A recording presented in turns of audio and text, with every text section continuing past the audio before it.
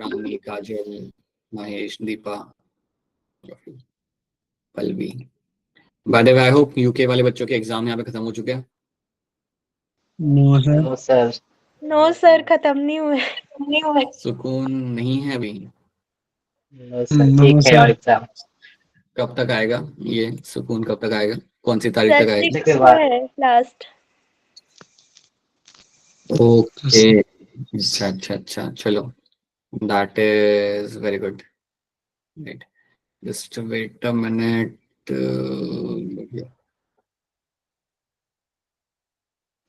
Just join in from other device as well.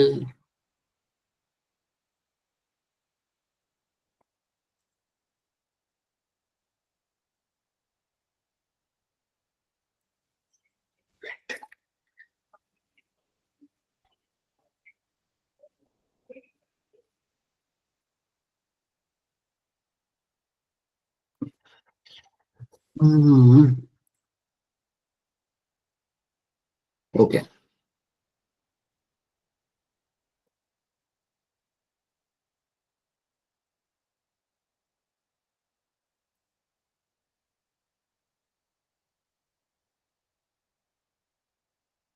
All right, so this is a chapter we're going to start with. ये आपका 11th grade का आपका यहाँ पे एक chapter है, neural control and coordination. So let's have a look at that. So इसके अंदर हमारे ये कुछ यहाँ पे आपको टॉपिक्स यहाँ पे मिल जाएंगे. Neural system, human neural system, ये सब हमने यहाँ पे सीखना है, समझना है. ये जो दो टॉपिक्स आपके अभी आपके डिलीट हो चुके हैं. सो this is something you can remember कि आपको एनसीईआरटी में से ये पार्ट आपको पढ़ना नहीं है. सेंसरी रिसेप्शन एंड प्रोसेसिंग वाला पार्ट आपके यहाँ पे डिलीट हो चुका है. सो बाकी रिमेनिंग टॉपिक्स हम लोग यहाँ पे देख जाएंगे, समझ जाएंगे. एंड आज के क्लास में तो हमारा बेसिक हमारा अंडरस्टैंडिंग होगा हमारे न्यूरल सिस्टम का, कैसे काम करता है. न्यूरॉन्स को हम यहाँ पे देखेंगे, how neurons are going to work. So these are the few things will try to understand. इतनी चीजों पे हम यहाँ पे देंगे हमारे यहाँ पे ध्यान. बताना चाहूंगा ये एक इम्पॉर्टेंट चैप्टर है. लगभग आपके यहाँ से 2 से 3 क्वेश्चन आपके यहाँ पे आ जाए. 2 to 3 questions will come from this particular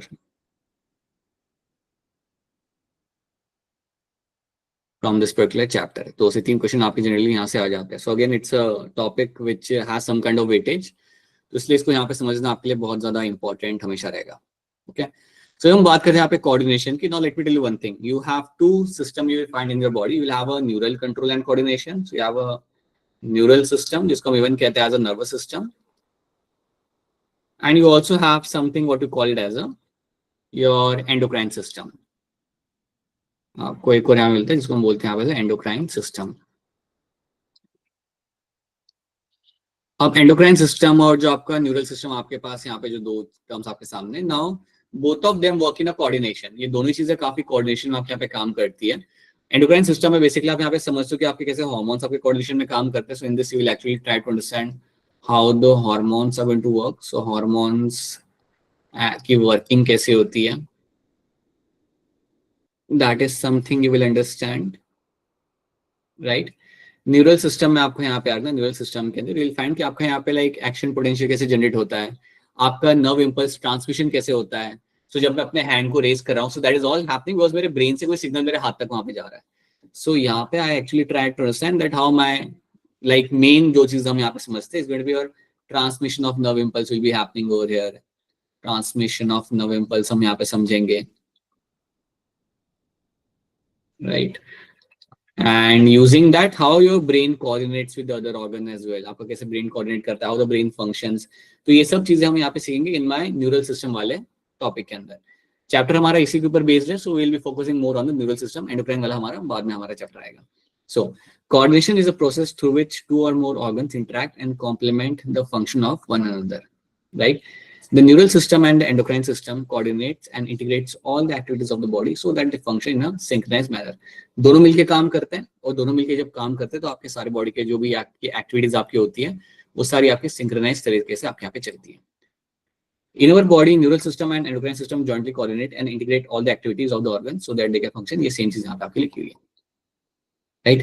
Neural system provides an organized network of point-to-point connection for a quick coordination. ये point-to-point connection आपके यहाँ पे प्रोवाइड करता है for a quick coordination. That's one thing you have to know.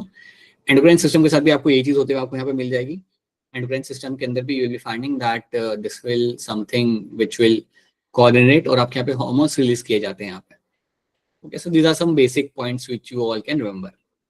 अब जब हम neural system की बात करते हैं, आपका बेसिक यूनिट आपको यहाँ पे क्या आएगा? The basic unit of the neural system is always going to be neurons. Basic unit जो आपका होगा यहाँ पे, वो आपका हमेशा आपके यहाँ पे न्यूरॉन्स होंगे। So neurons are the one which will be my basic unit of my neural system, right? जिनका काम होता है रिसीव करना, ट्रांसमिट करना, डिफरेंट काइंड ऑफ सिग्नल, अलग अलग टाइप के सिग्नल को ये लोग रिसीव करते हैं, ट्रांसमिट करते हैं, ये काम होता है मेरे यहाँ पे न्यूरॉन्स का। In lower invertebrates such as hydra, a network of neurons are been found. अभी अगर मैं हाइड्रा की बात करता हूँ ना, याद रखना मैं यहाँ पे हाइड्रा की बात कर रहा हूँ, जो आपका एक सिलेंट्रेटा था जिसको हम निडेरियन कहते हैं। सो हाइड्रा के अंदर you have a very small network of neurons. ये नेटवर्क ऑफ न्यूरॉन जो आपको हाइड्रा में मिलता है, इसका एक नाम होता है जिसे हम कहते हैं नर्व नेट। हाँ जी प्रखर, गुड इवनिंग। सो हाइड्रा के अंदर जो आपको न्यूरॉन्स मिलते हैं, we call them as a nerve net. Nerve net,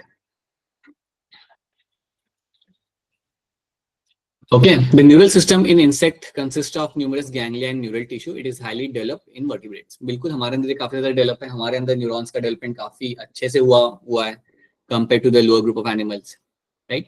तो नर्व नेट याद रखना, you will find that in the hydra के अंदर आपको नर्व नेट मिल जाता है। Your ganglia and neural tissue is something will find in the other group of species as well, okay? तो ये आपको यहाँ पे रखना है याद। Now let's talk about human neural system while looking at this chart. सो हम ह्यूमन न्यूरल सिस्टम या ह्यूमन नर्वस सिस्टम को हम दो पार्ट में डिवाइड करते हैं। You have a central nervous system and you have a peripheral nervous system. याद रखना, PNS stand for my peripheral nervous system, okay, and this CNS stand for my central nervous system. अब central nervous system में आपको दो चीजें याद रखनी है, you will have a brain and a spinal cord. अभी के लिए आप बस इतनी चीजें आप याद रखोगे कि CNS के अंदर आपकी दो चीज आपके यहाँ पे आती है, one is your spinal cord, other is going to be your brain. तो ये दो चीजें आपको क्लियर कट याद रखनी है, which becomes part of my CNS, जिसको हम सेपरेटली पढ़ेंगे, जिनको हम यहाँ पे सेपरेटली हम यहाँ पे देखेंगे, राइट? अब मैं आपको यहाँ पे एक चीज बताना चाहूंगा। मैंने यहाँ पे CNS के बारे में बोला कि CNS के अंदर आपको ब्रेन एंड स्पाइनल कॉर्ड आपके यहाँ पे आ रहा है, that is something I have said. Now let me tell you one more thing in this. You have your brain, you have your spinal cord.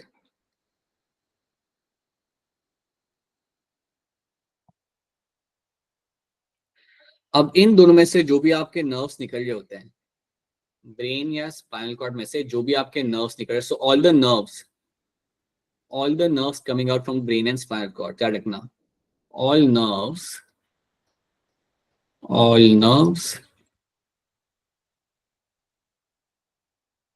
coming out of brain and spinal cord become a part of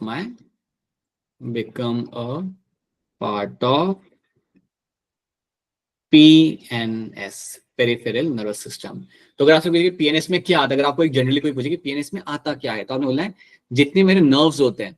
देखो आपके brain से कई सारे nerves निकल के आ रहे होंगे आपके बॉडी पार्ट्स के अंदर, स्पाइनल कॉर्ड से कई सारे नर्व्स आके निकल के जा रहे होंगे आपके बॉडी पार्ट्स के अंदर। तो all the nerves and all the like nerves coming out from brain and spinal cord to different parts of the body, they come under the category of my peripheral nervous system. मैं आपको example देता हूँ। अभी आप देख पा रहे हो, राइट? अभी आप देख पा रहे हो और आप जो भी मैं लिख रहा हूँ यहाँ पे आप देख पा रहे हो, उसे आप प्रोसेस कर पा रहे हो। तो क्यों हो रहा है? क्योंकि आईज के अंदर आपके कुछ नर्व्स हैं और वो नर्व्स उस सिग्नल को लेके जा रहे हैं ब्रेन तक। सिमिलरली कान के अंदर आपके कुछ नर्व्स हैं which are taking up the signal from the surrounding and then sending them towards the brain. जब ये चीज आपके यहाँ पे हो रही है, when this thing is happening in front of you, this is example of all the nerves. ये सारे आपके नर्व्स होते हैं। तो कई सारे नर्व्स ब्रेन से होते कनेक्टेड, और कई सारे नर्व्स होते हैं जो आपके स्पाइनल कॉर्ड से निकल रहे होते हैं। फॉर एग्जांपल, अगर आपके पैर में मैं आपको पत्थर फेंक के मारता हूँ, राइट, तो आपको जो पैर में जो आपको दर्द होगा वो टाइम पे, so that sense of pain will be taken by the spinal cord. वो आपका वहां से आएगा, स्पाइनल कॉर्ड तक आप वहां पे जाएगा। So there are so many nerves which are coming from the spinal cord. वो आपके बॉडी के डिफरेंट पार्ट्स में आपके जा रहे होते हैं, क्योंकि सारे नर्व्स ब्रेन से लेकर पैर तक तो नहीं जा पा सकते हैं। So there are so many nerves coming from the spinal cord and they're going into the intestine, your organs, your kidney, your muscles, right?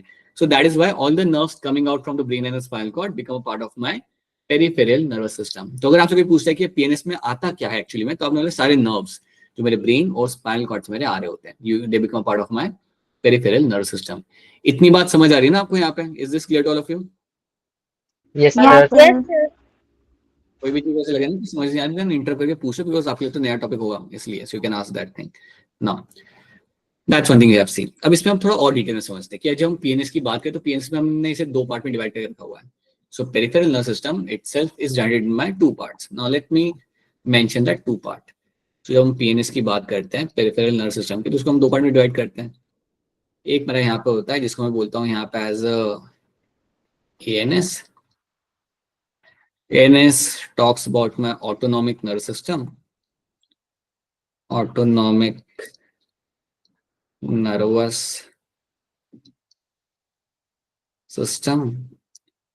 अब ऑटोनॉमिक नर्वस सिस्टम का काम यहाँ पे क्या होता है, ये याद रखना, ये सारे आपके इनवॉलेंटरी एक्टिविटीज को कंट्रोल करता है। ये बात हमने इवन सुनी थी, देखी थी, जब हम लोग समझ रहे थे हमारा locomotion and movement. So ANS जो आपके यहाँ होगा, that is known to control all my involuntary activities. ये आपका कंट्रोल करता है यहाँ पे सारी की सारी आपकी इनवॉलेंटरी एक्टिविटीज तो यहाँ पे कंट्रोल किया जाएगा। ठीक है। सो फॉर एग्जांपल आपके पेट में जो आपका एंजाइम आ रहा है, आपके मुंह में जो सलाइवा में जो आपका एंजाइम आ रहा है, आपका जो लिवर आपका फंक्शन कर रहा है, right, they are all my autonomic nervous system उसे कंट्रोल करेगा। आपके स्मूथ मसल्स आपके इंटेस्टाइन के जब कॉन्ट्रैक्ट कर रहे हैं, they are all controlled by my ANS. ठीक है। उसी तरीके से you have the one more term in this, you have a somatic nervous system. ये भी हम देख चुके, अगर आपको याद होगा तो we have also seen something like my SNS which stand for my somatic nervous system. ये क्या करेगा आपका यहाँ पे? This is the one which will control all the voluntary activities. This is going to control my voluntary activities. So जो मैं अपना यहाँ पे हाथ मूव कर रहा हूँ ना, this is all will be controlled by my somatic nervous system. So voluntary activities को यहाँ पे कंट्रोल करेगा। मैं ये भी कह सकता हूँ कि यहाँ पे जो मेरे nerves आएंगे, the nerves I'll find in them. These nerves penetrate, ये पेनिट्रेट करते हैं स्केलेटल मसल्स को, they penetrate the skeletal muscles.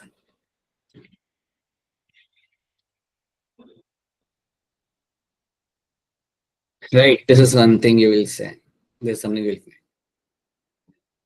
Okay. So याद रखना, ये आपका एएनएस एंड एसएनएस, एसएनएस का काम होता है आपके वॉलंटरी एक्टिविटीज को कंट्रोल कर, बेसिकली आपका जो स्केलेटल मसल का जो मूवमेंट है वो इसे कंट्रोल करेंगे।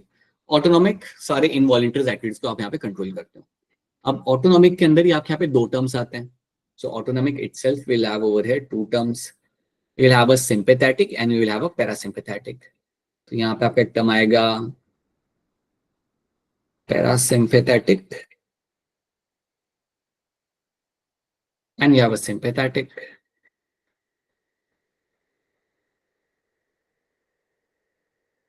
ये दो टर्म्स आपको यहाँ पे याद रखने हैं। ठीक है, तो चलिए हम यहाँ पे इन्हें देखते हैं। सो यहाँ पे you can C you have the ANS, दो पार्ट में डिवाइड किया हुआ है, सिंपैथेटिक एंड पैरासिम्पैथेटिक। अब इसको मैं शॉर्ट में समझाऊंगा आपको। यहाँ पे सिंपैथेटिक का काम होता है आपको ये लेके आता है एक्साइटरी स्टेट के अंदर। समझो आपके सामने भालू आ गया, तो वो टाइम पे आपको वहाँ पे you should be in a condition of flight and fight. आप वहाँ पे यहाँ से अगर आपको या फिर वहां से भागना पड़ेगा या फिर आपको वहाँ पे लड़ना पड़ेगा।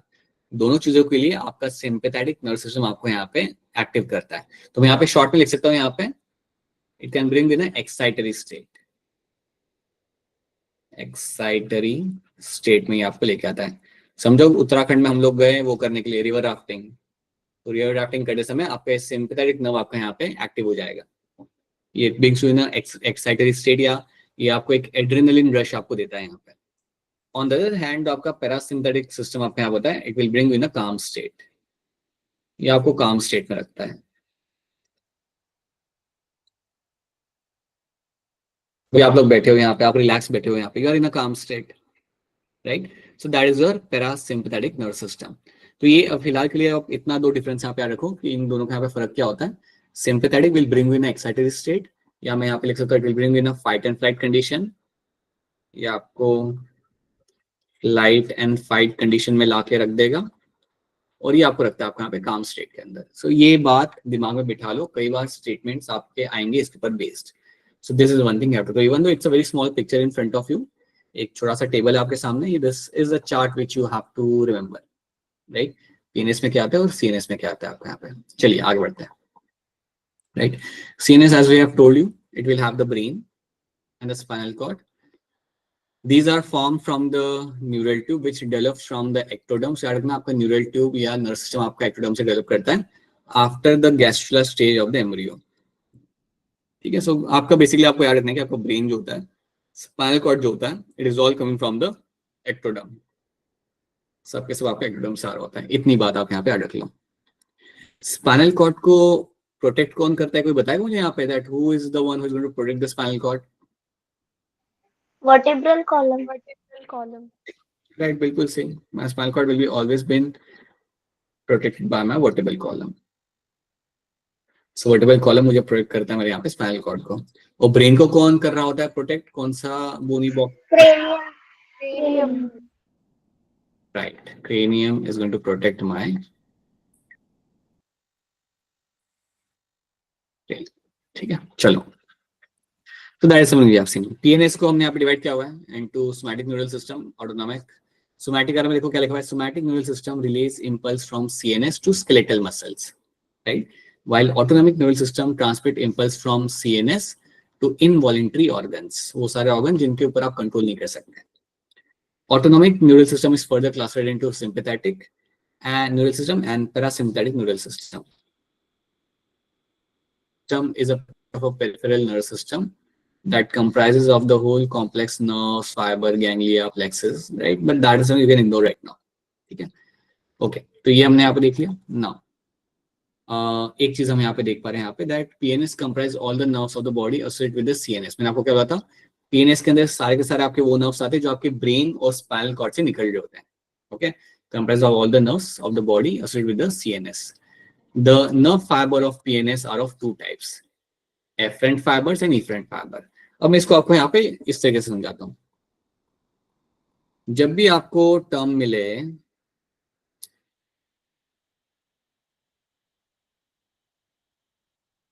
efferent fiber का, when you get a term like efferent fiber, so efferent fiber का आपका मतलब आपका यहाँ पे ये आता है, these are my sensory nerves, they are my sensory nerves.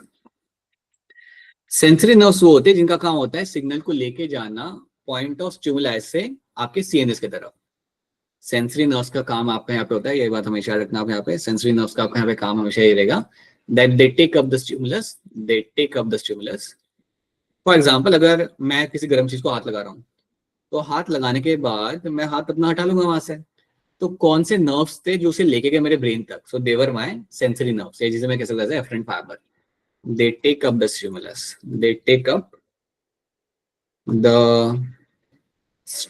तो ये स्टिमुलस को लेते हैं और स्टिमुलस को लेने के बाद ये कन्वे करते हैं उस स्टिमुलस को टुवर्ड्स द ब्रेन, राइट। तो फॉर एग्जांपल आपके आंखों में कोई टॉर्च लगा रहा है, या मैं कहूंगा आपसे कोई कुछ पूछता है और आप उसका आंसर देते हो, तो आपने क्या किया, आपके नर्व्स ने उस सिग्नल को लिया। वो नर्व्स कौन से थे जो सिग्नल को लेके ब्रेन तक गए।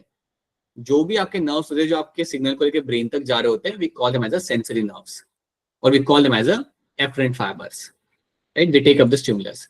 अब स्टिमुलस आपने यहाँ पे ले लिया, समझो आपने मुझसे कुछ पूछा, मैंने उस चीज को सुन लिया, so I have taken the stimulus, then now I have to give a response. अब मुझे यहाँ पे रिस्पांस देना है, तो रिस्पांस देने के लिए I can use the term over here, that's my efferent fibers, efferent fiber. So efferent fibers are the one जिनका काम होता है which are my motor nerves. इनको मैं कह सकता हूँ यहाँ पे ऐसा motor nerves. Motor nerves. Same example मैं आपको यहाँ पे दे सकता हूँ कि जब आपने किसी को छुआ, आपको लगा कि ये तो गर्म है, तो आप अपना हाथ वहां से हटा लोगे। तो आपने क्यों अपना हाथ वहां से आप हटा पाए? सिग्नल मिलने के बाद एक नर्व होता है जो वापस सिग्नल भेजता है आपके मसल्स तक। एक नर्व्स होंगे जो आपके सिग्नल भेजेंगे आपके उस मसल तक ताकि आप अपने हाथ को वहां से आप हटा लो।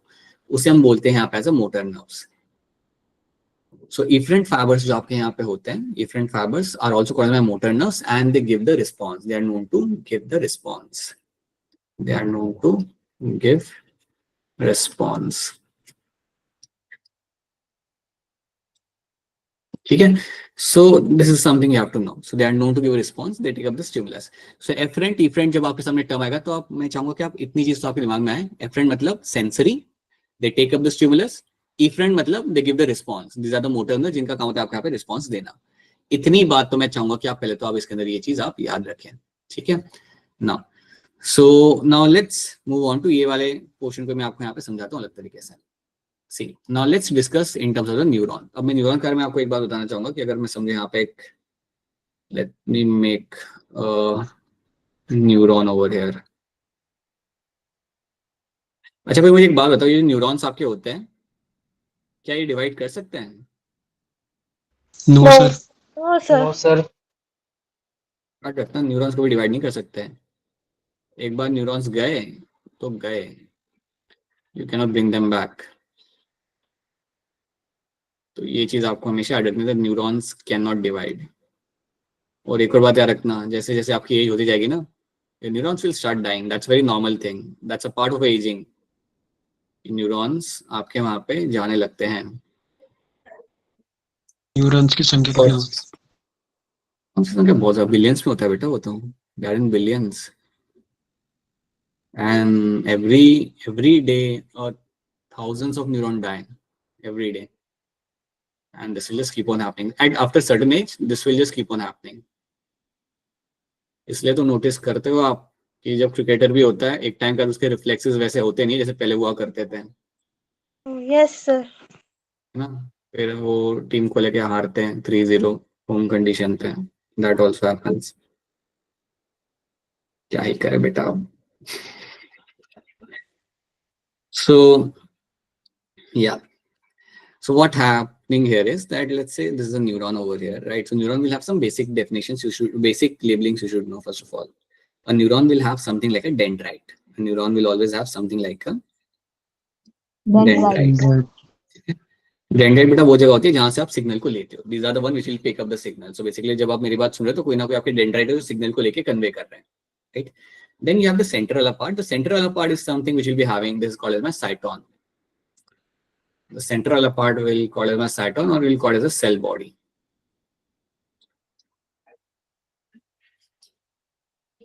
ठीक है. So the central part will call as my cell body or my cyton. Now cell body will have all the organelles आपको यहाँ पे मिल जाते हैं except your centrioles. Centrioles आपको यहाँ पे मिलेगा नहीं. So याद रखना, cyton will have other organelles आपको मिलेंगे यहाँ पे, but you will have no centrioles. And makes sense. You have no centrioles क्योंकि ये divide भी नहीं करता. You have no centrioles will be seen over there, right? उसके साथ साथ you will find cyton के अंदर you will find one very, एक टर्म आपको मिलेगा यहाँ पे जिसे हम कहते हैं Nissel's granule. Nissel's granules. Nissel's granule जो आपके यहाँ पे होते हैं ना, they are nothing but a type of my RER. They are a type of your RER. They are type of your rough endoplasmic reticulum. I won't say rough. I would rather say they are a type of your ER. ये आपके type के आपके यहाँ पे ER होते हैं, and they play a role in my protein synthesis. They are one kind of my ER, and they play a role in my protein synthesis में आपके यहाँ पे मदद करते हैं. They can play a role in my protein synthesis. Nucleus आपको यहाँ पे दिख रहा है, न्यूक्लियस आपको यहाँ पे होता ही है. So that is something you can see. Now ये जो लंबा सा एरिया आपको यहाँ पे सेंटर में दिख रहा है, that's my axon. That's the main labeling you have to know. This लंबा सा area over here is going to be called as my axon.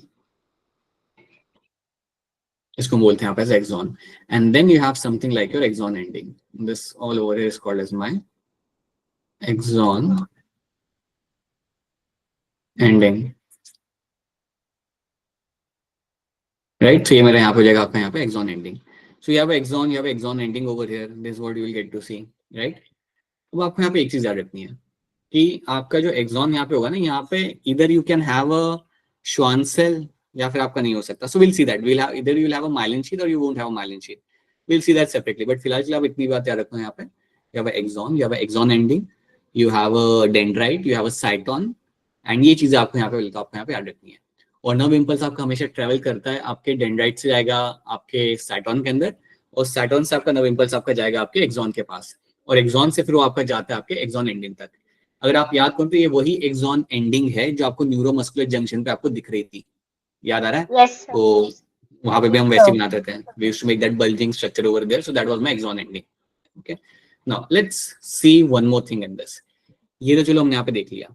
अब आपको एक और चीज याद रखनी कि आपका हर एक जो न्यूरॉन होता है ना, they are protected by some cells and those cells are called as my glial cells. तो एक चीज यहाँ पे आप दिमाग में सब लोग बिठा लो, और कोई चीज समझ नहीं आ रही तो पूछ लेना, ठीक है? आई होप अभी तक सब ठीक जा रहा है। पता है ना कैसे बिहेव करना है क्लास में, लाइक ऐसा नहीं 4 दिन की छुट्टी के बाद सब भूल गए। Right, if you don't understand something then please let me know. you have a glial cells. Glial cells क्या होते हैं? Glial cells are my supporting cells. They are like my supporting cells. I can call them as a supporting cells. I can call them as a nurse cells. किसको करते लोग support, किसको करते हैं यहाँ पे nursing? They are all doing this nursing and support to your particular neurons. So glial cells are the supporting cells or nurse cells, and they are present for neurons. आप ये मान लो कि एक न्यूरॉन के आसपास आपको 4 से 5 ग्लियल सेल आपको मिल जाते हैं। एक न्यूरॉन के आसपास आपको इजीली आपको मिल जाएंगे आपके यहाँ पे 4 से 5 ग्लियल सेल। तो ये चीज आप दिमाग में बिठा लो कि समझो मेरा यहाँ पे अगर एक न्यूरॉन है ना, assume that this is one neuron I have over here, right? छोटा सा न्यूरॉन है मेरा यहाँ पे, ठीक है? तो न्यूरॉन जो मेरा यहाँ पे, इसके अकेला कभी खड़ा नहीं होगा। It will be always be surrounded by a large number of glial cells. इसके आसपास आपको glial cell आपको मिलेंगे यहाँ पे। So let me just draw a few glial cells. So you'll find some cells will be seen surrounding the neuron, and these are called as my glial cells. तो अगर आपसे कोई पूछे ना कि न्यूरॉन से ज्यादा ग्लियल सेल होते हैं क्या, द आंसर इज यस। अगर हर एक न्यूरॉन के आसपास आपको ग्लियल सेल 4 से 5 मिल रहे हैं तो सिंपल सी बात है, glial cell are much more than the neurons, ठीक है? I think it makes sense to you as well that you will find them. अब सवाल ये आता है कि सर इतना प्रोटेक्शन इनको यहाँ पे क्यों मिल रहा है? क्योंकि आप जानते हो they are precious. Once a neuron goes it goes, then आपसे वहां पे रिवाइव नहीं कर सकते हैं, and that is why you need a support of glial cells, ताकि आप उन्हें वहां पे बचा के रख सको, ताकि आप उन्हें प्रिजर्व करके रख सको, ताकि आप उन्हें वहां पे संभाल के रख सको। So they always are being kept protected. So that is what you have to know. तो ये चीज आपको यहाँ पे याद रखनी in terms of my glial cells, ठीक है? इतनी चीज आप यहाँ पे याद रख लेना। This is the first thing you have to know. They support and nurse the cells over there, right? अब इसमें यहाँ पे कुछ नाम यहाँ पे डालना चाहूंगा। Let me just add few names over there जो आपके न्यूरॉन को यहाँ पे सपोर्ट करते हैं, कौन से glial cells आपके यहाँ पे होते हैं। So I can have a name like something like your astrocytes. एक ये होता है आपका glial cell. Then you have something called as your oligodendrocyte. Oligodendrocyte. Then we have one cell which you call as a microglial cell. आपके जहन में ये सवाल आ सकता है कि सर ये तो मैंने एनसीईआरटी में पढ़ा नहीं है, ये नाम मेरे लिए इंपॉर्टेंट है क्या? The answer is yes, you should know this name. They can become a potential statement और they can become one of the option in the match the following, you should know them. Then you have a microglial cell, and then you also have something called as my ependymal cell. Ependymal cell. These are the cells. These are the 4 cells. 4 example I have given are the cells which are example of my glial cell. तो ये 4 cell मैंने यहाँ पे इनका मैंने example यहाँ पे दे रहा हूँ एज अ ग्लियल सेल्स का, ठीक है? मैं थोड़ा सा इसके बारे में थोड़ा सा कुछ के बारे में यहाँ पे आपको इन्फॉर्मेशन शेयर करता हूँ। सिंपल वाली इन्फॉर्मेशन शेयर करोगे ताकि आप याद रख सको, ठीक है? आपने पता है बचपन में एक चीज पढ़ी होगी कि आपका ब्रेन जो होता है उसके आसपास एक फ्लूइड आपको मिलता है और उसको हम कहते हैं वहां पे एज अ सेरेब्रोस्पाइनल फ्लूइड। ये आपने बचपन में कभी ना कभी पढ़ा होगा, सुना होगा। Yes, sir. जीव विज्ञान के इंटरेस्ट को लेके आपने कभी ना कभी ये चीज तो 9th 10th में आपने देखी होगी, that there is one fluid called as my cerebrospinal fluid. Cerebrospinal fluid, और ये इंपॉर्टेंट है जानना कि ये फ्लूइड आपको मिलता है आपके ब्रेन के आसपास। Like you will find this fluid surrounding your brain and the nervous system के आसपास, ब्रेन एंड स्पाइनल कॉर्ड के आसपास you will have this fluid. Now this fluid is very protective in nature. ये आपको shock से बचाता है, mechanical shock से बचाता है, आपको यहाँ पे ब्रेन को नरिश करता है, right? It is a fluid you find surrounding the brain. Now this fluid is formed with the help of my ependymal cell. So ependymal cell helps in formation of my cerebrospinal fluid. So ependymal cell helps in formation,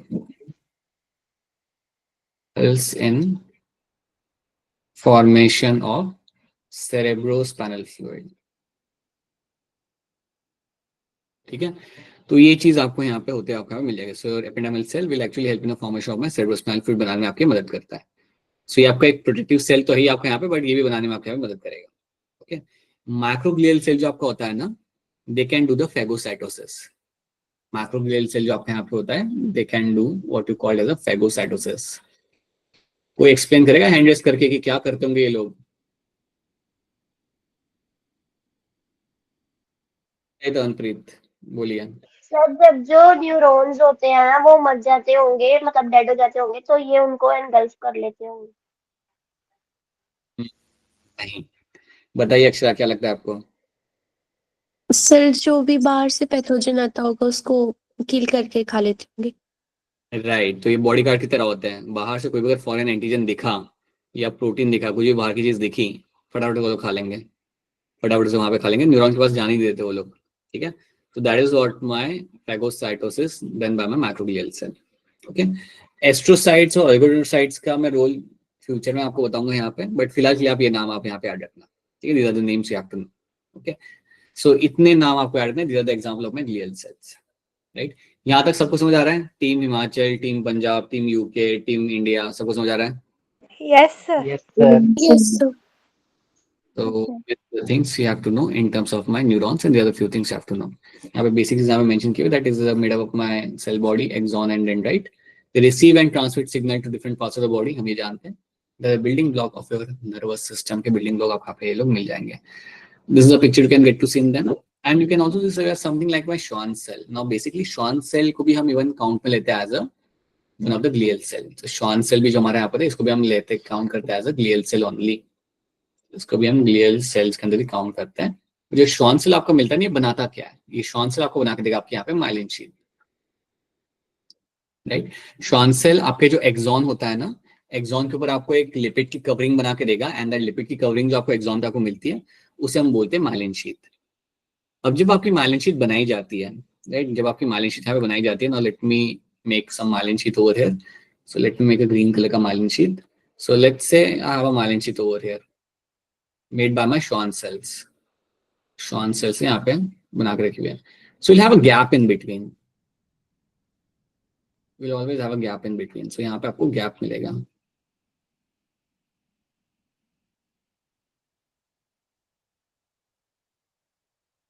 Gap in between. और जो आपको यहाँ पे gap बीच में आपको यहाँ पे दिख रहा है ना, the gap you are finding over here, that's called as my node of Renvir. ये जो gap आपको यहाँ पे दिख रहा है, that gap over here is called as my node of Renvir. Of Renvir. ठीक है, in next 2 minutes we will switch to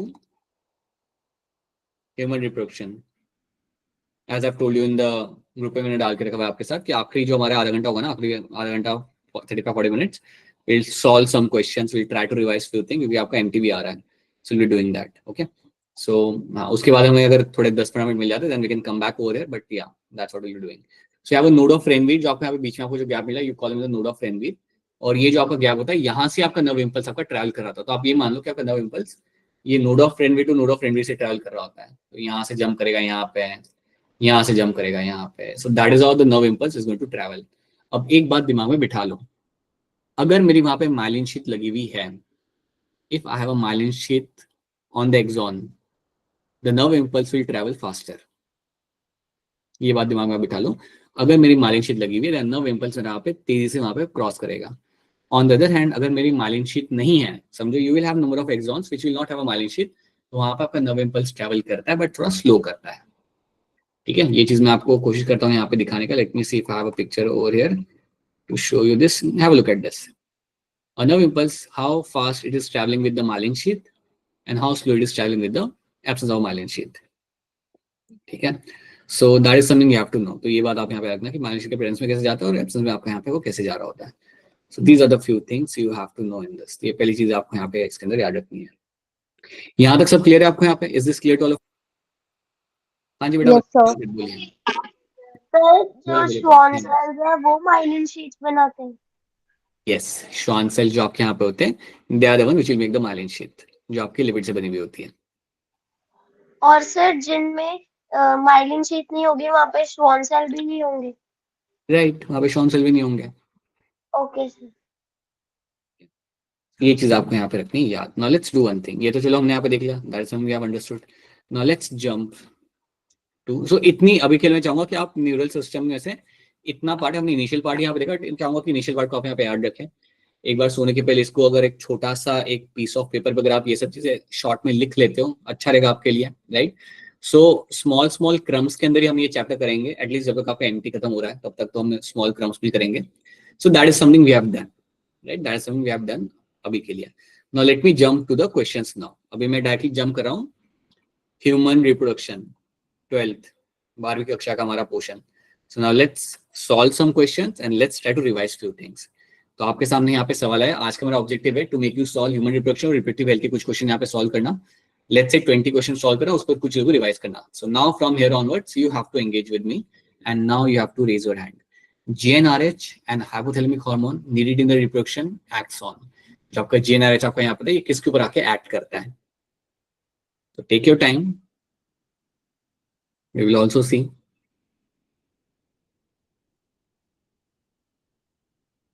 थोड़ी हिंट दे सकता हूँ आपको मैं अगर आप चाहो तो। बताइए दीपिका, बोलिए क्या होगा इसका आंसर यहाँ पे? Sir option number B. अच्छा, आपको यहाँ पे बी लग रहा है, ठीक है। तो अनप्रीत आपको क्या लग रहा है? B option. कुछ तो हुआ, कोई तो बच्चा है जो हमारे में हमारे बीच है और काफी खुश है। ऑलराइट, शिवा बता दो क्या होगा आंसर, क्या लग रहा है? Sir B. कुछ भी लग रहा है आपको यहाँ पे? ऑलराइट, ठीक है। Let me tell you one thing very clearly. So GnRH आपका आता कहाँ से? GnRH यहाँ पे लिखा हुआ it is a hypothalamic hormone. ये आपका आ रहा है आपके हाइपोथैलेमस में से, राइट। और ये हार्मोन वहां से आने के बाद it will go and tell the anterior pituitary to start secreting your LH and FSH. This is what you find happening over there. So anterior part से आपका LH और FSH आ रहा होता है, ये बात हमेशा याद रखना। और इनको कौन बोलता है कि आप रिलीज हो? इनको आके बोलेगा आपका यहाँ पे GnRH, जिसका फुल फॉर्म है आपका यहाँ पे गोनाडोट्रोपिन रिलीजिंग हार्मोन। तो ये आपका आता है हाइपोथैलेमस में से। So yes, option B over here becomes my correct answer, ठीक है। बाकी सारे मेरे यहाँ पे ऑप्शन गलत हो जाते हैं, बिकॉज ऑक्सीटोसिन याद रखना इट इज समथिंग, ये आपका एंटीरियर पोस्टीरियर से आ रहा होता है, तो इसलिए ये आपका गलत हो गया। और पोस्टीरियर पार्ट का कोई इन्वॉल्वमेंट होता ही नहीं है जब रिप्रोडक्शन की बात हो या जब रिप्रोडक्टिव डेवलपमेंट की बात हो। तो वो टाइम पे आप पोस्टीरियर पार्ट से आप कुछ चीज वहां से आप की नहीं आ रही होती, there is nothing which is specific coming from the posterior part. So that is why option A बनेगा यहाँ, बी बनेगा यहाँ पे as a correct answer, right. किसी को ये चीज अगर याद नहीं आ रही देन वो पूछ सकता है। If you are not able to recall few thing then you can ask your question.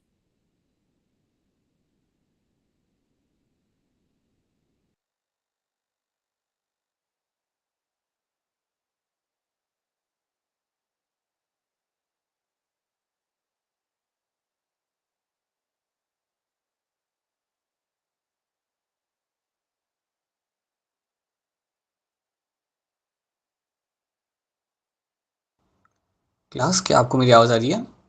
No yes sir. Sir. So alright, I think आपको मेरी स्क्रीन नहीं दिख रही, नहीं? Sir net yes sir. रुक जाओ बेटा, रुक जाओ, कुछ तो मेरे एंड पे यहाँ पे कुछ तो कंसर्न है। Just wait a minute, wait for a minute, some system issue on my side.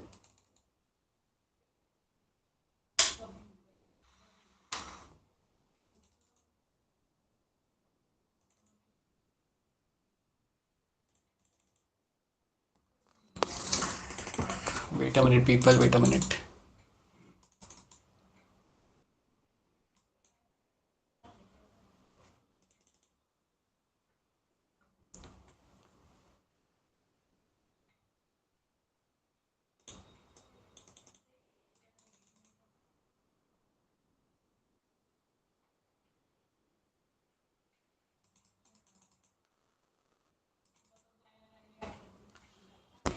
Alright, I'm just going to restart my system. So yeah.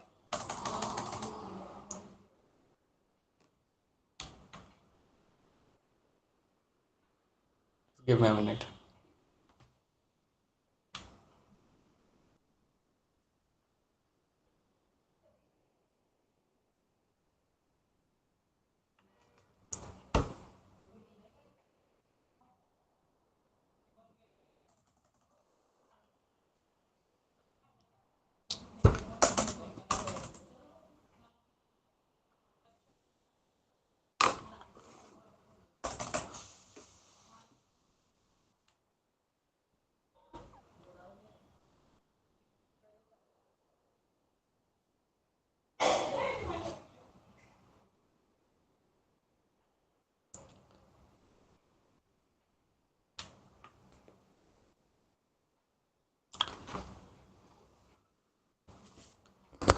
Alright class, आपको मेरी आवाज आ रही है अभी भी? Yes, sir. Yes, sir. Wait for like 2-4 minutes. I think I'll be able to join in.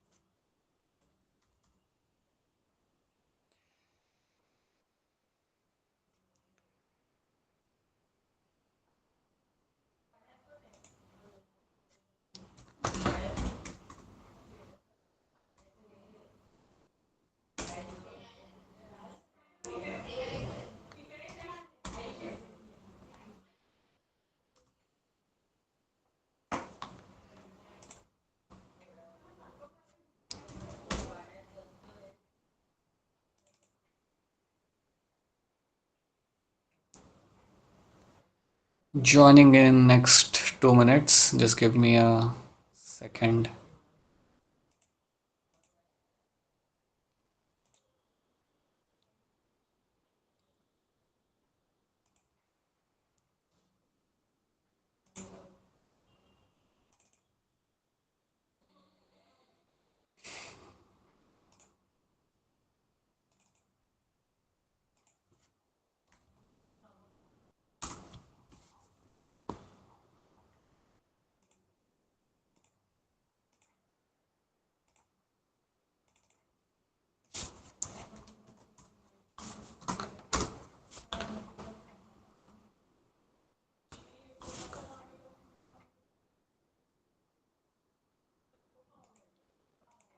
All right, so here we are.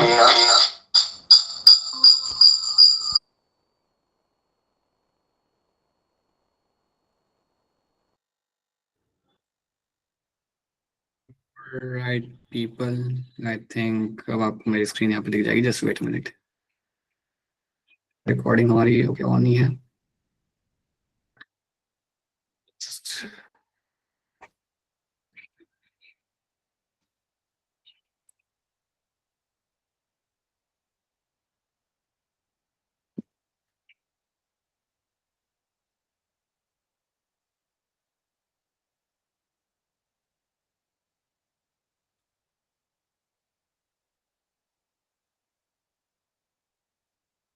ठीक है, चलिए. स्क्रीन दिख रही है, आवाज आ रही है मेरी? सही है सब? Yes, sir. Yes, sir. ठीक है. Alright, now let's start with this question. तो एक क्वेश्चन में यहाँ पे देख लिया. सो याद रखना what will be the answer in that. अभी हम क्वेश्चन यहाँ पे देखते हैं. Give the name of the two hormones A and be in the figure given below. तो ए से आपका कुछ आ रहा है यहाँ पे जो आपका एक्ट कर रहा है आपके लेडिक सेल्स के ऊपर. लेडिक सेल्स आपके यहाँ पे कुछ सिक्रेट कर रहे हैं. दैट इज योर बी जो जाके हेल्प करे आपके स्पर्मेटोजेनेसिस के अंदर. So now tell me what is going to be your A and what is going to be your B over here. So A जो आपका यहाँ पे आ रहा है वो आपके यहाँ पे क्या है और लेडिक सेल्स आपके यहाँ पे क्या सिक्रेट करे जो मेरे यहाँ पे बी है. सो चलिए, आप लोगों ने कुछ यहाँ पे हैंड रेस किया हुआ है. ठीक है, बताइए जसनूर, क्या लग रहा है इसका आंसर आपको यहाँ पे? For B option. आपको भी लग रहा है यहाँ पे. शिवा, आपको क्या लग रहा है? Sir, B option. And Kajal, option B sir. Batman वाला भी लग रहा है ना आपको भाई? यस ठीक है, sir. Right. So you will find yes, आपका यहाँ से आपका LH आएगा. LH is coming and acting on the Leydig cell. So LH आके आपका लिडिक सेल पे एक्ट करेगा एंड देन वहां से आपका आएगा टेस्टोस्टेरॉन, जिसको हम कहते हैं यहाँ पे as androgen. So the B is going to be the androgen over there. तो बिल्कुल सी आपका ऑप्शन भी बनेगा यहाँ पे द करेक्ट आंसर. आप ये बात सब लोग काफी अच्छे से आप जानते हो, what hormone come from which side और कहाँ पे जाके वो एक्ट कर रहा है. तो ये चीज आपको हमेशा यहाँ पे याद रखनी है. ठीक है, एक और चीज मैं आपको बताना चाहूंगा कि आपको जो FSH होता है ना, the FSH you have, FSH will always go and act on the Sertoli cells. ये क्या करेगा आपके Sertoli cells के ऊपर, ये बात याद रखना. FSH will go and act on Sertoli cells, और वो Sertoli cells कुछ आपके प्रोटीन्स रिलीज करते हैं, जिनको पता है, हमने पढ़ा था, अगर आपको याद है तो हमने पढ़ा था एंटीजन बाइंडिंग प्रोटीन, राइट है ना. ये वो रिलीज करते हैं वहां पे, हम कुछ फैक्टर्स भी बोला करते थे. ठीक है, so they are the one which are getting released from the Sertoli cell, और वो बेसिकली हेल्प करता है आपका. Again it will help in my spermatogenesis. So yes, this is one thing also you should be very much clear with. ठीक है, ध्यान से देखो, यहाँ पे आपको बता दें कि आपका इसमें इनकरेक्ट पेयर आपका यहाँ पे क्या होगा. सारे हिमाचल के बच्चे इन्वॉल्व होंगे, सारे पंजाब के बच्चे, सारे all of you should get involved in this. Choose the incorrect pair. इनमें से कौन सी पेयर आपके यहाँ पे इनकरेक्ट हो सकती है? Which of them is going to be incorrect pair?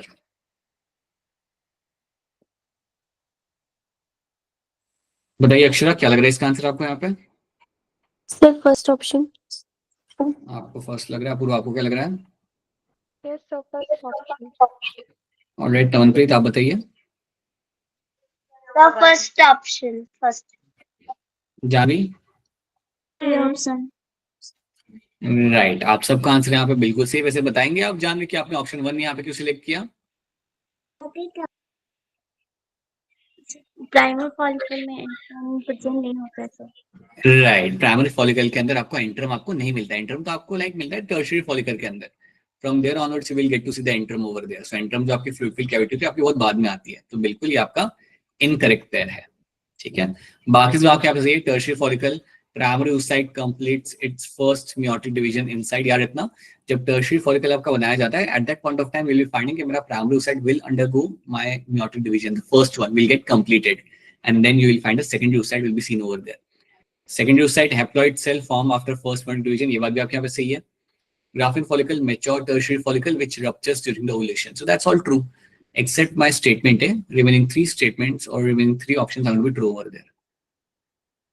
The reproductive cycle in the female primates such as monkey, apes and human being is called as. Reproductive cycle जो आपके यहाँ होता है उसको हम यहाँ पे क्या नाम देते हैं? अगर हम बात करें monkey, zebra और human के, that's very simple question. बताइए इसका आंसर. अनिरुद्ध क्या होगा इसका आंसर यहाँ पे?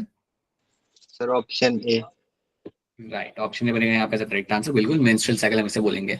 सेम चीज if I happen to ask you in terms of cow, buffalo, dog, cat, then the answer is going to change and the answer will become over here your estrous cycle. Simple. ठीक है, alright. Now have a look at this graph carefully and tell me what is happening. Look at the graph, read the statement carefully. क्या पूछा हम लोगों ने, and tell me what is happening. खुद से read करो, मैं रीड नहीं कर रहा, फिर आदत लग जाती है, हेल्प मिल जाती है बहुत ज्यादा उसमें. The diagram shows the changes that takes place in the endometrium during the normal menstruation. Identify A and B.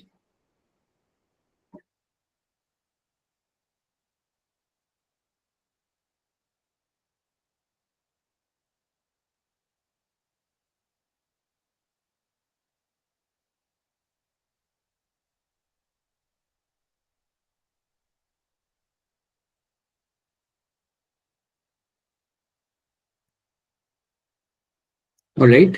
Tell me, Akshara, क्या लग रहा है इसका आंसर आपको यहाँ पे? Sir C option. आपको सी लग रहा है. जसनूर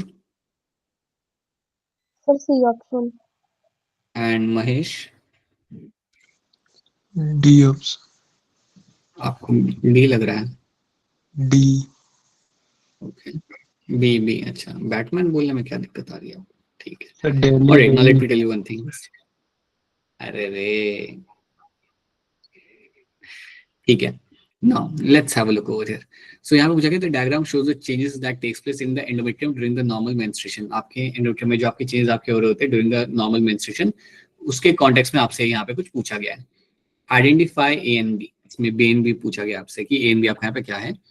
सो यू कैन सी आपकी जो एंडोमेट्रियम की जो यहाँ पे थिकनेस है आपकी कम हो रही है. सो अब एंडोमेट्रियम की थिकनेस यहाँ पे कम हो रही है, that is a clear cut example of the menstruation. जब मेंस्ट्रुअल फ्लो वहाँ पे हो रहा होगा, at that point of time only you will find कि आपके एंडोमेट्रियम की लाइनिंग आपके यहाँ पे गिरने लगेगी, स्लॉग ऑफ होने लगेगी, it will start falling apart. वो आपके यहाँ पे नीचे जा रही है. सो यू कैन क्लियरली से the A is my menstruation, right. और जो बी आपको यहाँ पे दिख रहा है 14 डे के बाद, right, you can see over here, like, or I would say at a time of the 14 day के बाद basically what will happen, the ovulation will happen.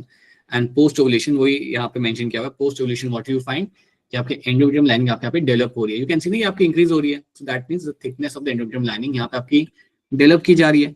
So वो कब होता है आपका? That will happen after ovulation. So that is why option C बनेगा यहाँ पे correct answer. I hope most of you will agree on this.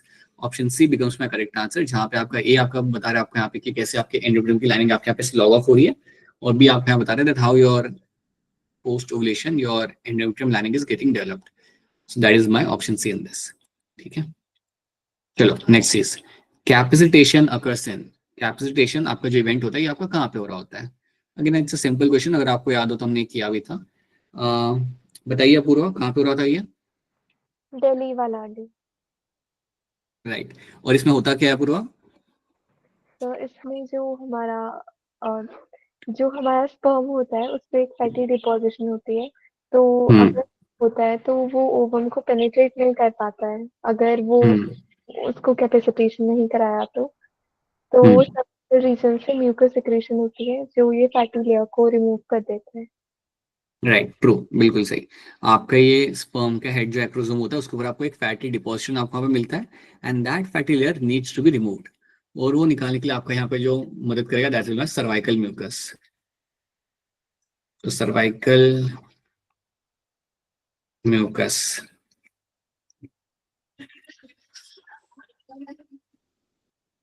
right, going to remove that particular thing from the head of the sperm, and then it will possibly will penetrate over there. So that's going to be one thing, that's going to be your capacitation. During fertilization, a sperm comes in contact with the zona pellucida layer of the ovum and induces a change in the membrane that blocks the entry of the dash. The secretion of the dash helps the sperm enter into the cytoplasm of the ovum. So बताइए, बोलिए Purva. Option C. Akshara. C option. Right. And Janhvi आपको क्या लग रहा है? C option. बताइए Shiva. Sir same C option. Right. So जब during fertilization the sperm comes in contact with the zona pellucida layer of the ovum and induces changes in the membrane. Membrane में कुछ वहाँ पर changes induce करेगा जिससे क्या होता है? It blocks the entry of additional sperm. एक स्पर्म आपको penetrate करता है, बाकी दूसरे स्पर्म आपके penetrate आपके यहाँ पे कर नहीं पाएंगे. The secretion of dash helps the sperm enter into the cytoplasm of the ovum. So the secretion of acrosome will help it to make it happen. चलिए next. Embryo at 8 to 16 cell stage is called as what? बताओ अनिरुद्ध क्या होगा answer इसका? Sir option B. Mahesh. Batman. Right, morula ये आपका आ जाएगा यहाँ पे. सो 8 से 16 सेल स्टेज जो आपको होता है आपका मोरुला होता है, and it will just keep on growing. यहाँ पे कोई मुझे बताएगा ये मोरुला जो आपको यहाँ पे होता है इसमें जो आपको यहाँ पे सेल्स मिलते हैं, so you have number of cells inside them. ये जो आपको नंबर ऑफ सेल्स जो आपको यहाँ पे इतने सारे आपको यहाँ पे दिख रहे हैं, those number of cells over there, the cells will have a name. The cells will have a name over there, and this name of the cell is going to be called as what? Trophoblast. अरे नहीं, नहीं नहीं, क्या हो रहा है ये सब? ये जो अंदर एक एक जो सेल है ना यहाँ पे, इन सेल्स को हम जनरली यहाँ पे क्या कहते हैं? ब्लास्टोमेयर. हाँ, right, we call them as a blastomere. कौन था ये जोर से बोला, लेकिन जिसने बोला सही बोला, that is your blastomere. So all this cells inside the your morula और in your zygote are called blastomere. जो आउटर लेयर आपकी होती है उसे हम कहते हैं trophoblast. The outer layer which will get to see ना, आउटर लेयर जो आपको मिलेगी यहाँ पे, that outer layer will be called as my trophoblast.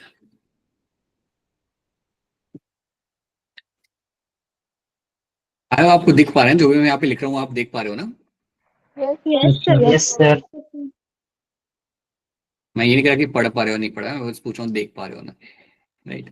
Okay, so that's one thing. That's a trophoblast cell. जो blastomere in the center, all the cells. And inner cell mass आपका तब बनता है जब सारी shift हो जाते हैं on one side. That's when you will find the inner cell mass has been formed. Okay.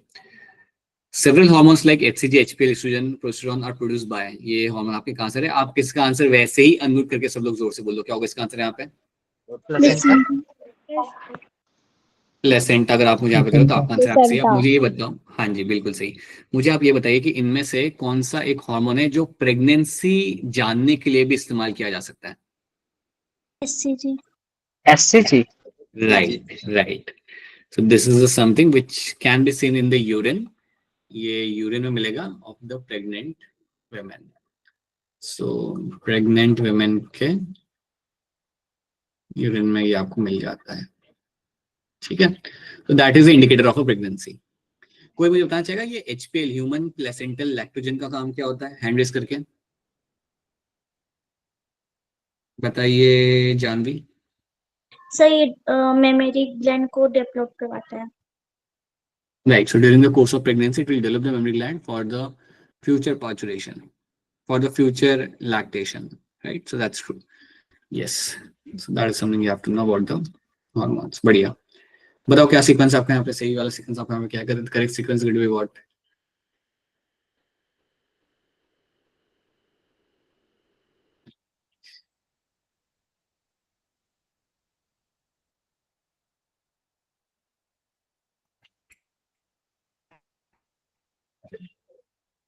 बताइए Shiva.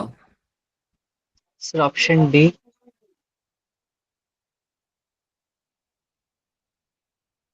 Jasnoor. Sir A option. Kajal. Sir fourth option. बस 3 लोग ही, बाकी क्या अपूर्वा, अक्षरा, तवनप्रीत और बाकी सारे बच्चे, महेश। तो मुझे स्क्रीन ही नहीं दिख रही। अच्छा बेटा नेटवर्क चेंज कर लो, नेटवर्क चेंज कर लो। जिस नेटवर्क से आप यूज कर रहे हो, see if possible if you have someone else in the घर पे जिनका मोबाइल डेटा से आप ट्राई कर सकते हो अटैच करना, you try to do that and then you might be able to see the screen. वो ट्राई करो। हाँ जी जानवी, क्या लग रहा है आपको? सही ऑप्शन। अब मैं बताऊंगा आपको यहाँ पे कि ऑप्शन ए आपका यहाँ पे सही है। याद रखना, पहले समझो आपका जायगोट बन गया, this is my single celled zygote. अब जायगोट बनने का ध्यान रखना, इट विल अंडरगो क्लीवेज, मतलब आपका डिवीजन। बेसिकली जो जायगोट के अंदर आपका जो डिवीजन आपका है उसे हम बोलते हैं cleavage. So what will happen in this that you have a zygote and then it will undergo the cleavage stage of division आपका यहाँ पे हुआ। So when you find this division happening, that's going to be the 2 cells are getting formed over here, right? ये 2 cells से अब आपके बनेंगे आपके यहाँ पे 4 cells, राइट? यहाँ पे क्लीवेज हो रहा है, बेसिकली आपके यहाँ पे क्लीवेज होता है, जो डिवीजन आपका हो रहा होता है ना जायगोट के अंदर, we call them as a cleavage. So you have a zygote, then you have a cleavage, you have a large number of cells are getting formed over, you call them as a morula. Morula से आपको होने का आपके यहाँ पे blastula, and blastula से होने का आपके यहाँ पे gastrula. This is what you find happening in my option. So option A becomes the correct answer. Gastrula का मतलब आपके यहाँ पे ये होता है कि आपके जो इनर सेल मास है ना, इनर सेल मास में से आपको आपका बन रहा है आपका एक्टोडर्म, एंडोडर्म और मेसोडर्म। जब आपको ये दिखने लगता है बनता हुआ, देन यू कैन से कि हाँ भाई मेरा अब गैस्ट्रुलेशन चालू हो चुका है, मेरा गैस्ट्रुला मैं उसे वहां पे कह सकता हूँ। सो ये बात याद रखना। Now signal for parturition originates from, कहां से सिग्नल ओरिजिनेट करता है पार्चुरेशन का? अगेन ये सवाल आप पहले भी कई बार बच्चे आपने ये देखा है। बताइए जसनूर क्या होगा आंसर इसका? Sir A option. एंड तनप्रीत, अब आपको दिख रही है स्क्रीन सही से? यस सर, नेटवर्क से हो गया। A option. Right. Both placenta as well as my fully developed fetus. That is what you will be finding in this. That's your option A. Right.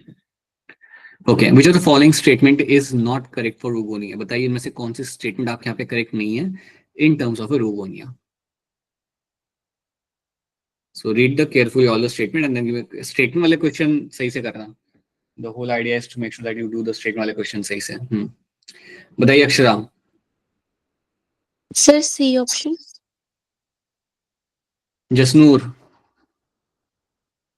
Sir C option. Apoorva, C option. Mahesh. C option. Mahesh क्यों लग रहा है ये गलत है आपके हिसाब से?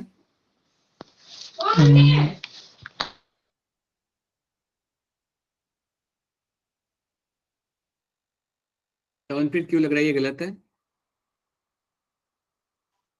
सर जब फीमेल अपनी फीटल स्टेज में होती है ना तो तभी उसमें बहुत सारे उगोनिया बन जाते हैं, पर जब जैसे उसका सब बर्थ होता है ना तो उसके बाद कोई और उगोनिया ऐड नहीं होता उसमें, राइट, इसलिए। बहुत बढ़िया, बिल्कुल सही। They are form throughout the life of the female, ये बात गलत है। बर्थ के पहले जो बनने थे बन जाते हैं, post birth you don't find anything getting form, you don't find any new oogonia, primary oocyte, कुछ नया नहीं बनता। सो दैट इज व्हाई, और यहाँ पे लिखा हुआ है they are form throughout the life of the female, so that is why option C बनेगा यहाँ पे एज अ करेक्ट आंसर, जो आप सब लोगों ने यहाँ पे बता दिया। ओके, ध्यान से देखना and then give me correct answer in this. यहाँ पे आप मैच करेंगे, आप यहाँ पे जो भी आपका सही से मैच होगा, take your time and give me the correct answer.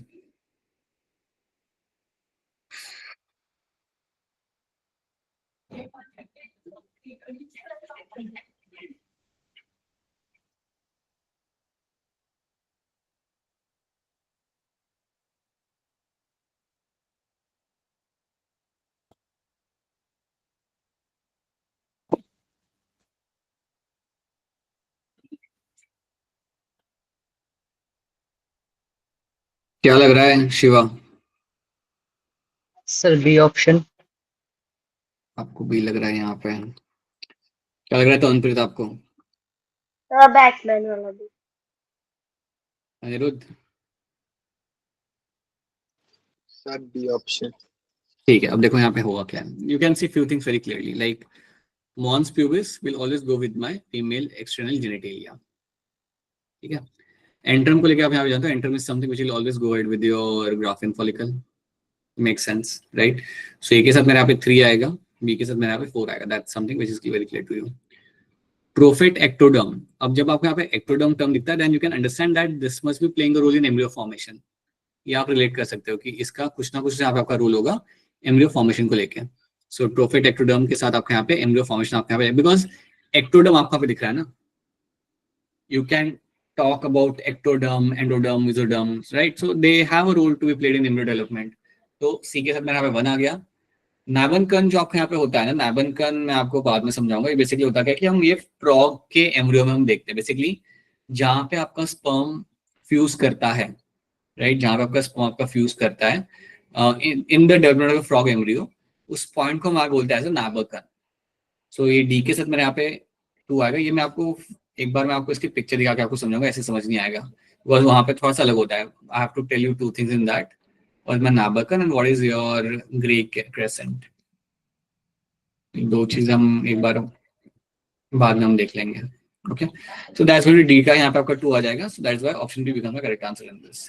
सो अगर आपको नाबकन अगर आपको हमें मालूम नहीं भी था ना, you can still would have said कि I can still go with my option B. यहाँ पे बाकी 3 चीजें मुझे यहाँ पे मिल रही है।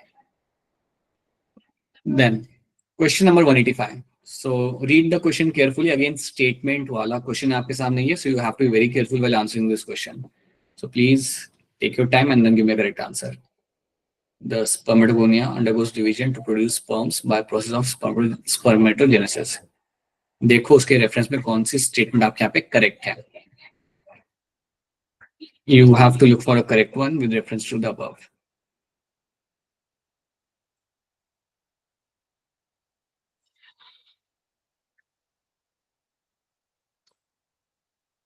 बताइए तमनप्रीत, बोलिए। Sir C option.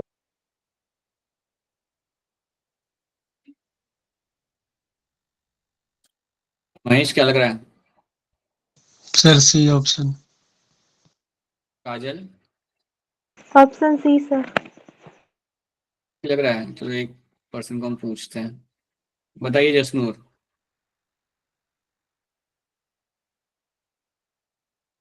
Jasnoor not saying anything.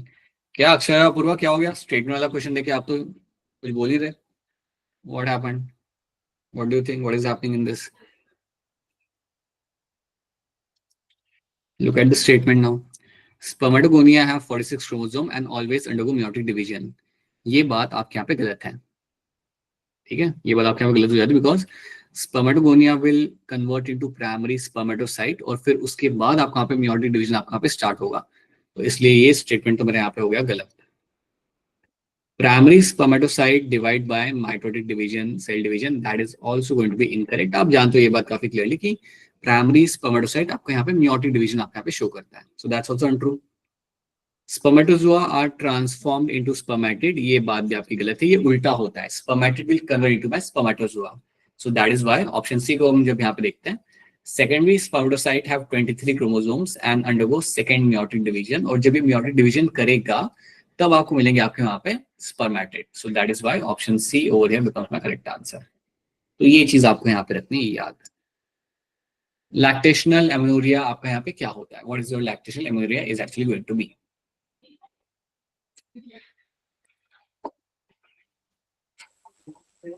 Okay, tell us Apoorva, क्या होगा इसका आंसर यहाँ पे? C option. आपको सी लग रहा है, what do you think Janvi?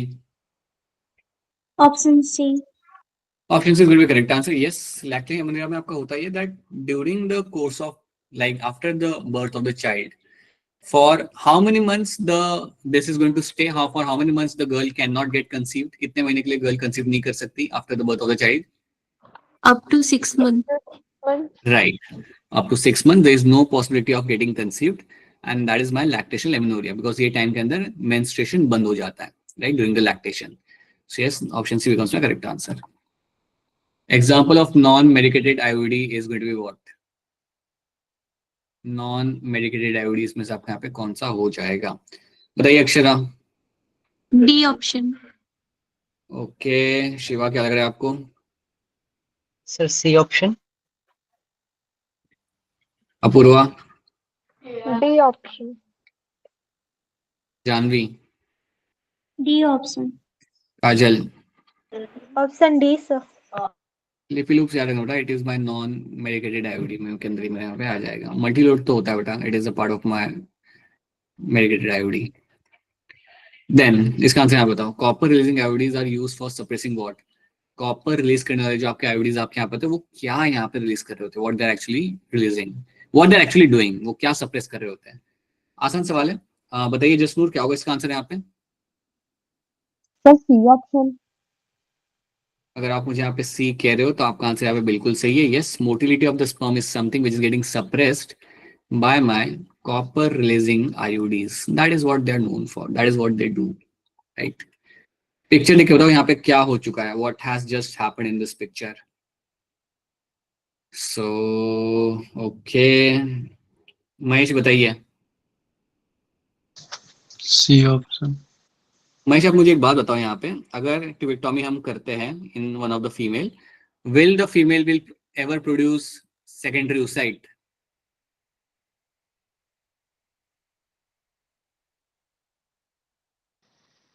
Doctor साहब बताइए। महेश का ऐसा है कि सिर्फ मैं ऑर्थोपेडिक वाले सवालों के जवाब दूंगा। फिर क्या पूछा? ये देखो ध्यान ही दे रहा लड़का। Kajal, what is this Kajal? Being a class monitor, what do you think? चलिए कोई बात नहीं, बताइए तो अनप्रीत, आप बताइए मुझे कि यहाँ पे will you find secondary oocyte formation will be seen happening over here? Yes sir. Okay, Jasnoor आपको क्या लग रहा है, बनेगा यहाँ पे सेकेंडरी oocyte? No sir. नहीं बनेगा। शिवा क्या लग रहा है?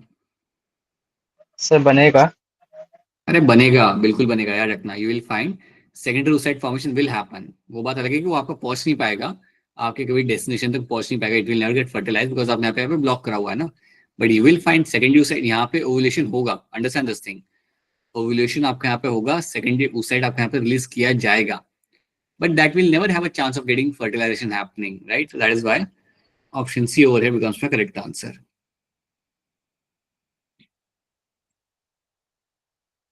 The preventive measure for STI include, preventive measure for sexually transmitted infection include what?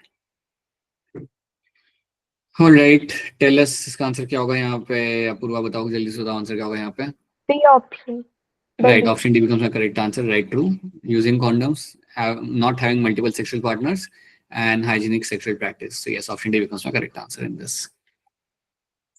IVF in which the early zygote up to 8 blastomere is transferred into the fallopian tube is called as.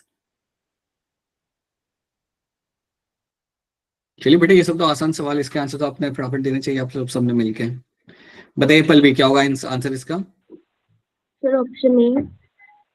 आप option A मुझे यहाँ पे कह रहे हो, ठीक है। काजल, आपको क्या लग रहा है? Option A. ओके काजल, क्या होता है फुल फॉर्म इसका? Sir zygote intrafallopian transfer. Okay Kajal, अब मुझे बताओ ये इसका फुल फॉर्म क्या होता है बी का? Sir gamete intrafallopian transfer.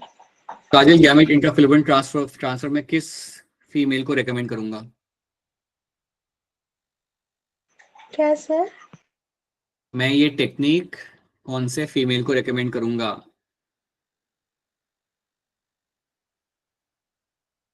Which kind of patient should undergo GIFT? बताइए Akshara, Dhiman, whom I'm going to recommend this? Sir जो मदर होगी उसी को, अगर उसमें गैमेट्स प्रॉपर बन रहे हैं। नहीं बन रहे हैं। If there is a female in which the gamete formation is not happening, समझे, if I get a patient and the patient is, the ovaries are non-functional, but uterus functional है, so in that case I can give that, I can run this GIFT, gamete intrafallopian transfer, उसकी body के अंदर मैं gamete को release करूंगा। ठीक है, तो याद रखने बात को, the female who cannot make her own gametes, who can, let's say assume there is a female who has a non-functional ovary, but she does have a functional uterus, तो अगर मैं गैमेट को रिलीज कर सकता हूँ, I can expect a proper fertilization and I can also expect a proper implantation. बस uterus, बस ovaries वहां पे फंक्शनल नहीं है। ठीक है, देन मुझे ये बताओ यहाँ पे, you have this IUI, IUI stand for what? कोई भी बता दो मुझे अनम्यूट करके, क्या होगा इसका आंसर यहाँ पे? Urine insemination. हाँ, और ये कब किया जाता है जनरली? शिवा बताओ ये कब किया जाता है? Intra uterine insemination. हाँ बोलो सर, जब सर मेल स्पर्म से इसकी अगर मोटिलिटी कम हो स्पर्म की, या True, फिर very सर वो, good. जी सर, हाँ, जब मेल्स के अंदर स्पर्म की मोटिलिटी वहां पे कम हो या काउंट कम हो, सो वो टाइम पे you can go for a artificial insemination, AIV जिसे हम वहां पे बोलते हैं। एंड यहाँ पे जब हम लाइक इंड्यूस करते हुए release the sperm in the uterus, we call him as a intra uterine insemination. ठीक है, अब ये बताए तो ये रह गया, तो इसको बोल दो जल्दी अनम्यूट करके, क्या होगा इसका आंसर यहाँ पे ICSI का? बहुत सही, बहुत सही, बहुत सही, very good. The test tube baby program employs which of the following technique?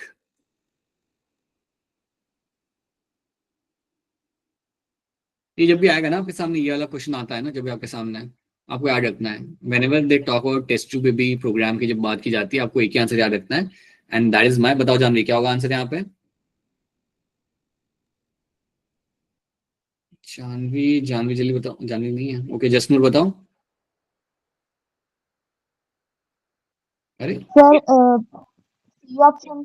हाँ, ऑप्शन डी आएगा हमेशा, याद रखना जब भी वो लोग टेस्ट ट्यूब बेबी प्रोग्राम की बात करें, you should only one thing, zygote intrafallopian transfer. जहाँ पे आप क्या करोगे, आपने ज़ायगोट बना लिया अपने इन विट्रो के अंदर, and then you release that back into the mother's body. So ZIFT is something should be well known for you, दिमाग में बिठाई लो कि जब भी कोई टेस्ट ट्यूब बेबी प्रोग्राम की बात करता है तो आपके दिमाग में आना चाहिए आपका यहाँ पे zygote intrafallopian transfer. So these are the questions we have solved. So basically we have solved right now 20 odd questions. 20 जितने क्वेश्चन हमने आप सॉल्व किए, ठीक है। So 20 odd questions we have solved over here. I hope you understand कि हमने यहाँ पे रिवीजन भी चीजों का यहाँ पे किया हुआ है। So that is what the idea is, right? अब जब मुझे आप लोग कल वापस मिलोगे, so कल भी हम यहाँ पे क्वेश्चन सॉल्विंग करेंगे और हमारा क्वेश्चन भी आगे बढ़ाएंगे। So कल हम जब क्वेश्चन सॉल्विंग करेंगे, that will be mainly based on your molecular basis and your principle of inheritance वाले चैप्टर का हम करेंगे वहाँ पे।